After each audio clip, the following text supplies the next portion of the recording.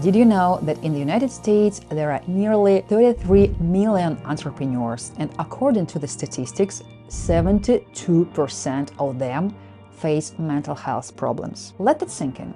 72%. This is 22,020,300 entrepreneurs. I'm Marina Morgan, an entrepreneur and the founder of the boutique organizational psychology agency in Silicon Valley, The Morgan Impact. On this channel, we discuss the most relevant knowledge and practices that help me and my clients build resilience and grow their businesses even in the most challenging and unpredictable times.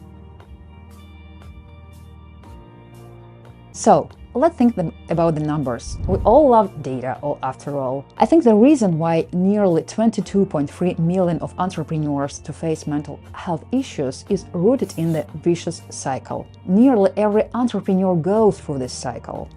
Our nervous system is organized in a specific way that makes us driven and motivated, open to risks.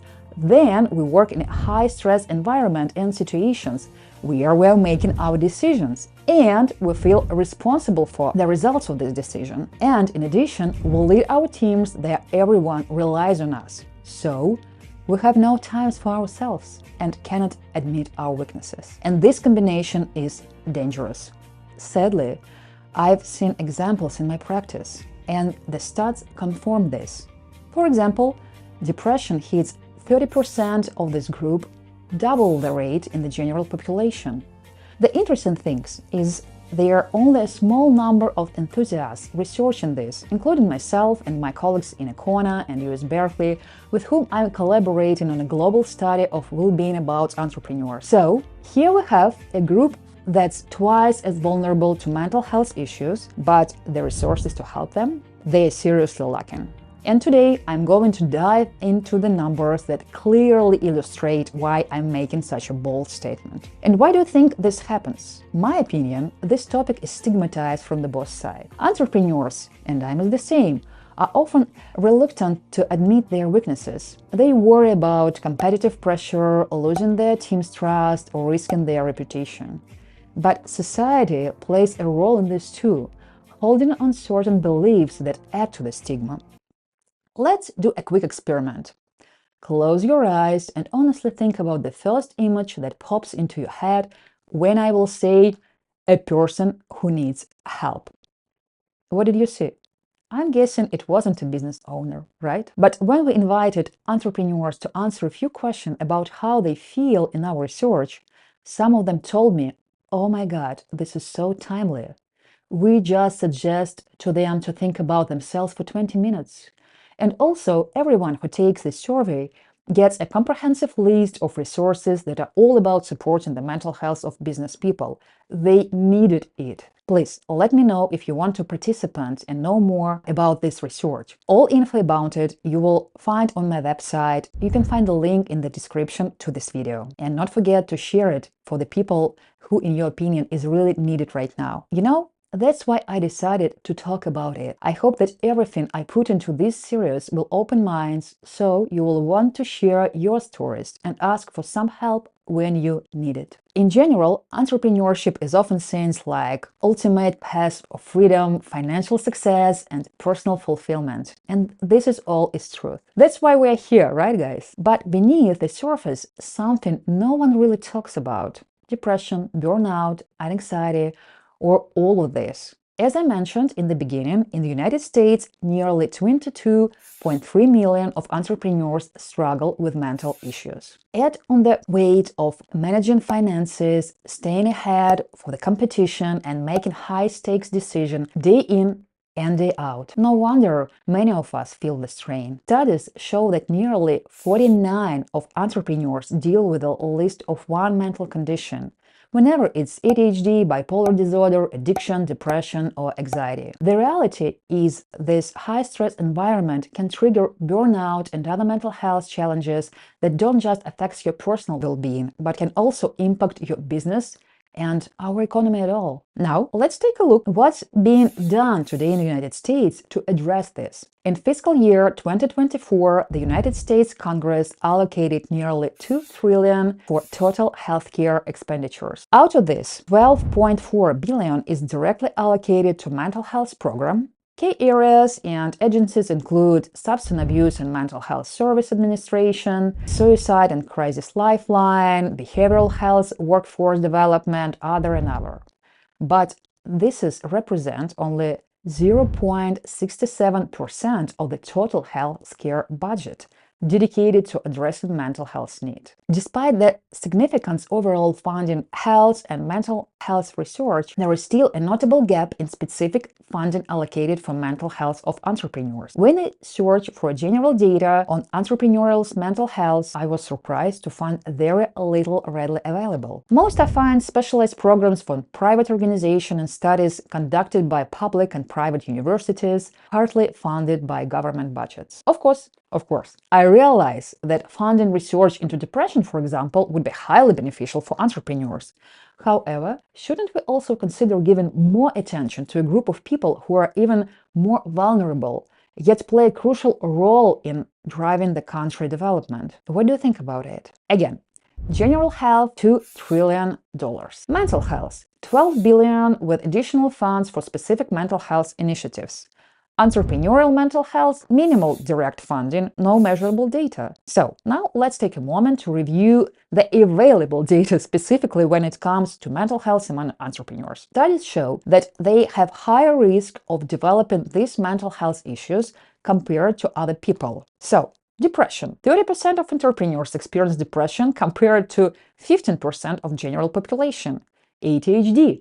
29% of entrepreneurs have ADHD compared to 5% of general population.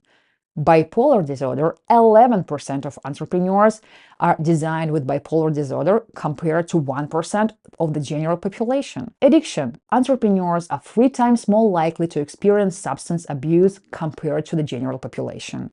Suicide, entrepreneurs are twice as likely to harbor suicidal thoughts and are at higher risk of suicidal compared to the general population. Any thoughts about it? Now, I want to speak to you directly. If you are an entrepreneur and you've been dealing with the stress for a long time, if you're feeling disconnected from your business and your interests, struggling to find joy in what you're doing, don't want to get out of the bed in the morning, or unable to calm your mind, or if you achieved your goals but feel empty and cheated instead of happiness, I want you to know this. It doesn't mean you're weak, and certainly doesn't mean your family, your team, or clients can't rely on you. You are just a little more vulnerable to these challenges. And that's the flip side of your courage, innovation, and empathy. And if you take a time to find useful information for professional support for yourself, it will be the win-win for all of us.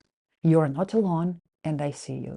Now, that we've established the problem itself, let's pivot to the research side of There are multiple institutions in the United States and other countries that dedicate a part of their budget to focused studies of mental health. More details you will find on the article on my website. Let's explore who's currently researching the topics we are interested in and what is the latest trend in this industry. So this is government agencies, as I told you, some private foundations, universities and institutions, and of course the business school who are creating and selling the programs specifically for entrepreneurs and business field. Over the past decade, several key topics have emerged as focal points in the study of entrepreneurial psychology. Let's see what it was. Mental health and well-being. This is fundamental in understanding how entrepreneurs can still enjoy life despite all the pressure. Psychological resilience. Understanding how entrepreneurs cope with the stress, failure, and adversity.